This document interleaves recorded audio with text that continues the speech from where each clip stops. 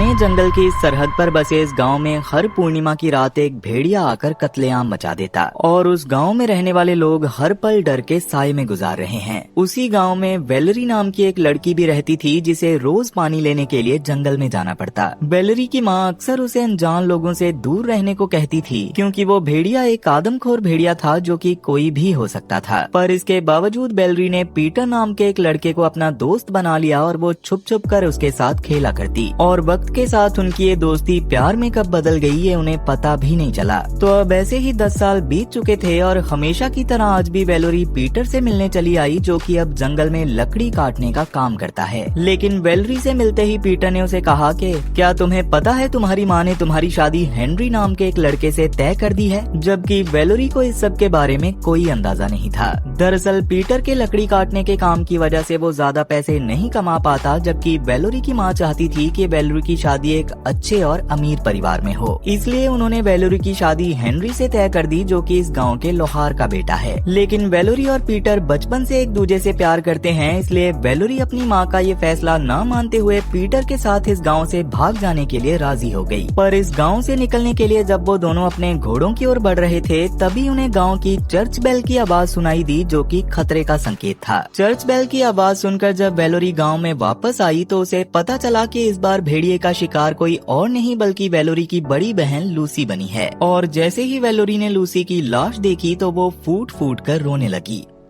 अब लूसी की मौत के बाद हेनरी अपने पिता एड्रियन के साथ वेलेरी के घर पर अफसोस जताने के लिए आया, मगर हेनरी को पसंद न करने की वजह से वेलेरी उससे दूर जाकर बैठ गई। तब वेलेरी की माँ सुजेट ने उसे कहा कि हेनरी अब तुम्हारा मंगेतर है और वो यहाँ तुम्हारी बहन को श्रद्धांजलि देने आया है, इसलिए तुम्हें उसके पास जाकर बैठना चाहिए। जिस पर वेलेरी ने कहा कि मैं तो उसे जानती तक नहीं। वेलेरी को ये कहते हुए शायद हेनरी ने भी सुन लिया था, इसलिए वो अपने पिता और वेलेरी के पिता सिजेर को लेकर घर से बाहर चला गया। तब उन सब के जाने के बाद वेलेरी की माँ ने उसे समझाया कि शादी से पहले मुझे भी तुम्हारे पिता पसंद नहीं थे क्योंकि मैं किसी और से प्यार करती थी, पर जैसे जैसे वक्त गुजरा वैसे मुझे भी तुम्हारे पिता से प्यार हो गया।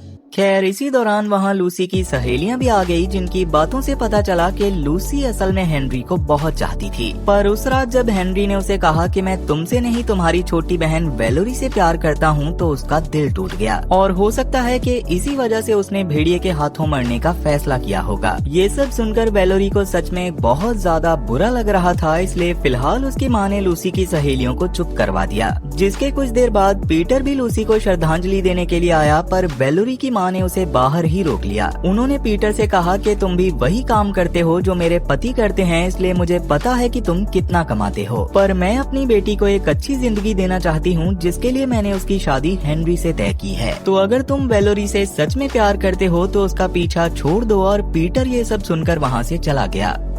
वहीं हेनरी अपने पिता और होने वाले ससुर के साथ गांव के बार में चला गया जहां गांव के सब लोग भेड़िए के आतंक से बहुत ज्यादा परेशान थे, इसलिए उन्होंने एक एक करके उस भेड़िए का शिकार होने की बजाय मिलकर उस भेड़िए को ही मारने की ठान ली। उनमें से फादर ऑगस्टीन ने सबको समझाने की कोशिश भी की कि मैंने भेड़िए के शिकारी सोलोमन को बुलाया हुआ है, इसलिए हमें उनके आने का इंतजार करना चाहिए, पर गाँव के लोगों में से किसी ने भी उसकी बात नहीं सुनी। वो सब लोग मिलकर उस भेड़िए को ढूंढने के लिए निकल पड़े जिनमें पीटर भी का साथ देने को तैयार था। मगर रास्ते में जब पीटर को वेलेरी मिली तो पीटर ने उसे कहा कि तुम्हें अब मुझे भूलकर हेनरी से शादी करनी होगी क्योंकि हमारे रास्ते अब अलग अलग हैं। पर पीटर के जाते ही हेनरी ने वेलेरी के पास आकर उसे एक ब्रेसलेट दिया जिसे हेनरी ने खास वेलेरी के लिए ही बनाया था, जिसे देने के बाद वो भी बाकी सबके साथ भेड़िए को ढूंढने के लिए जंगल की ओर निकल पड़ा और वेलेरी भी छुपकर उन सबका पीछा करने लगी। उसी जंगल के रास्ते में वेलेरी की दादी का घर भी था, जिनसे मिलने के बाद वेलेरी के पिता गांव वालों के साथ भेड़िए को ढूंढने के लिए निकल गए। पर उनके जाने के बाद वेलेरी अपनी दादी के घर आ गई और उनसे बातें करने लगी, जहां वेलेरी ने अपनी दादी से कहा कि लूसी को मुझे बताना चाहिए था कि वो हेनरी से प्यार करती थी। पर दादी ने वेलेरी को थोड़ा समझाया और उसे एक लाल रंग का चोगा दिया जो वेलेरी को भी काफी पसंद आया।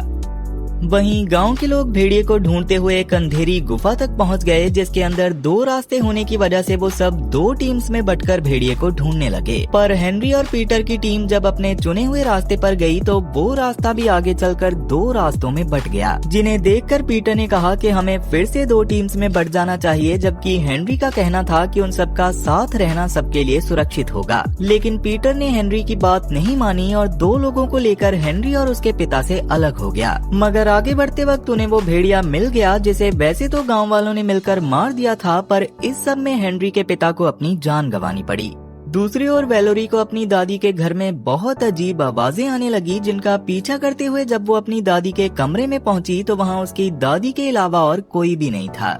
खैर, इस सब के बाद वेलोरी गांव में वापस आ गई, जहां गांव के लोग उस भेड़िए की मौत का जश्न मना रहे थे। लेकिन जैसे ही वेलोरी को पता चला कि इस सब में हेनरी ने अपने पिता को खो दिया है, तो वो हेनरी से मिलने चली गई, जो इस वक्त अपना काम कर रहा था। वहां हेनरी ने वेलोरी को बताया कि मैं चाहता तो मैं अपने पिता को बचा सकता था, पर जब वो भेड़िया मेरे सामने आया तो मैं डर के मारे छुप गया। इसी वजह से हेनरी अपने पिता की मौत का जिम्मेदार अपने आप को समझ रहा था और उसने गुस्से में वेलोरी को भी वहाँ से भगा दिया, क्योंकि वो इस वक्त किसी से भी बात करना नहीं चाहता था। लेकिन वहाँ से जाते वक्त वेलेरी को हेनरी के घर अपनी माँ दिखी, जो हेनरी के पिता को श्रद्धांजलि देने आई थी। अपनी माँ को हेनरी के पिता के लिए इस तरह रोता हुआ देखकर वेलेरी समझ गई थी कि हेनरी के पिता ही वो इंसान हैं जिनसे शादी से पहले वेलेरी की माँ प्यार करती थी। तब वेलेरी की माँ ने भी इस बात को मानते हुए सच्चाई बताई कि लूसी उसके पहले प्यार यानी कि हेनरी के पिता की ही बेटी थी। यानी कि लूसी और हेनरी एक तरह से भाई बहन थे और इसीलिए उन्होंने लूसी और हेनरी की शादी नहीं होने दी। पर इसके साथ ही उन्होंने वेलेरी से ये वादा भी लिया कि वो इस सब के बारे में अपने पिता को कुछ ना बताए।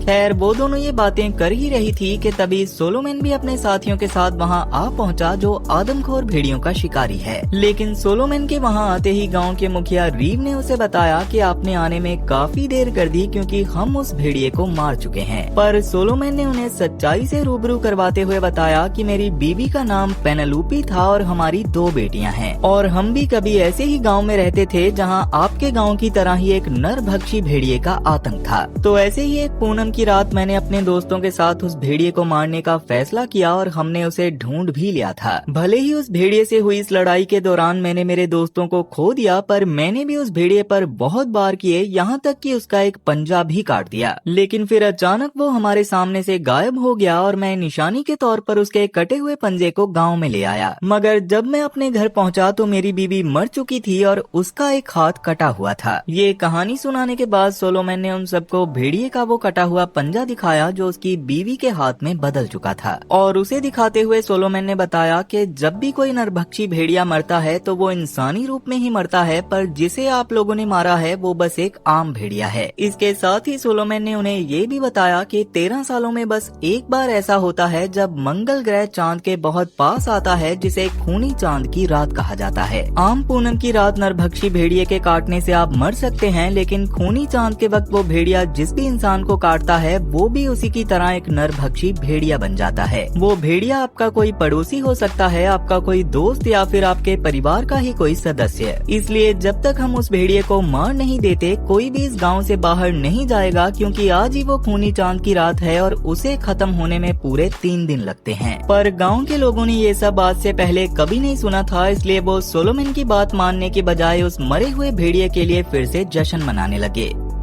इस जश्न के दौरान वेलेरी अपनी एक सहेली के साथ नाच रही थी, जबकि पीटर उसे जलाने के लिए रोज नाम के एक लड़की के साथ नाच रहा था। लेकिन तभी वहाँ पर हेनरी आकर पीटर से इस बात पर लड़ने लगा कि तुम्हारे कहने पर ही हम अलग हुए थे और इसी वजह से उस भेड़िए ने मेरे पिता को मार डाला। पर वेलेरी जब उन दोनों की लड़ाई को शांत करवाने आई तो हेनरी को ये पता चल गया कि पीटर और वेलेरी एक दूसरे से प्यार करते हैं, इसलिए वो गुस्से में वहाँ से चला गया। मगर हेनरी के जाने के बाद वेलेरी पीटर के पीछे आई, जहाँ पीटर ने उसे कहा कि मैं तुम्हारे लायक नहीं हूँ, क्योंकि मैं तुम्हें अच्छी जिंदगी नहीं दे सकता। लेकिन वेलेरी ने उसे कहा कि मुझे तुमसे प्यार के अलावा और कुछ भी नहीं चाहिए, और उसके साथ शारीरिक संबंध बनाने लगी। पीटर और वेलेरी को ये सब करते हुए हेनरी ने भी देख लिया था, पर उसके कुछ करने से पहले ही वहाँ पर कुछ लोग आ गए और वेलेरी और पीटर वहाँ से चले गए। लेकिन जाने से पहले वेलेरी ने पीटर से कहा कि मैं अपनी जिंदगी सिर्फ तुम्हारे साथ बिताना चाहती हूँ, और पीटर भी इस बात से बहुत खुश था।